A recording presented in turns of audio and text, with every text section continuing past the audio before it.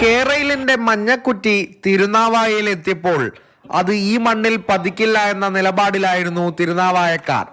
ശക്തമായ പ്രതിഷേധങ്ങൾക്ക് മുന്നിൽ അധികൃതർക്കും മഞ്ഞക്കുറ്റി സ്ഥാപിക്കാനാവാതെ മടങ്ങേണ്ടി വന്നു.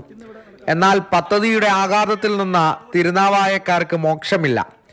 ഒരായുഷ്കാലത്തെ മോഹമായ വീടെന്ന സ്വപ്നം സാക്ഷാത്കരിക്കാനാവാത്തതിന്റെ നിരാശയിലാണ് പലരും. സിൽവർ ലൈൻ പദ്ധതിയുടെ പ്രഖ്യാപനം മൂലം നിരവധി വീടുകളാണ് നിർമ്മാണ പ്രവർത്തനം മുടങ്ങിക്കിടക്കുന്നത്. അന്ന് വിചാരിച്ച പ്ലാൻ ഇനിയിപ്പോൾ 3 വർഷം കഴിഞ്ഞ് ഇപ്പോൾ തുടങ്ങിയാൽ തന്നെ ആവേശം പോരാ. ഇനി ഇത് എത്ര കാലം നീണ്ടുപോകുന്ന അവർക്ക് അറിയില്ല. ഈ നാട്ടിൽ ഈ ഒരു വീടല്ല, ഈ നാട്ടിലെ എല്ലാ ജനങ്ങൾക്കും എത്രയോ വീടുകൾ ഇങ്ങനെ ഉണ്ട്. കേരയിൽ പരിധിയിൽ വരുന്ന ഒരു സ്ഥലത്താണ് ഞാനിപ്പോൾ ഉള്ളത്. എനിക്ക് പിറകിലായി കാണുന്ന ആ വീട് നിർമ്മാണ പ്രവൃത്തി മൂടി കാട് കയറി കിടക്കുന്ന സ്ഥിതിയിലാണ്. എലിക്കൂടുമാതിരി അതിൻ്റെ ഉള്ളിൽ പെട്ടെടുക്കുക, കിടന്നിട്ട് ഉറക്കം വരണ്ടേ, ഈ ഒരു ചിന്താഗതി മാത്രമേ ഉള്ളൂ. ലോൺ എടുത്തും കടം വാങ്ങിയുമെല്ലാം പ്രതീക്ഷയോടെ തറക്കല്ലിട്ടവർ ഇന്ന് ഉറക്കമില്ലാത്ത അവസ്ഥയിലാണ്. എന്ന് തീരും ഈ പ്രതിസന്ധി എന്നറിയില്ല.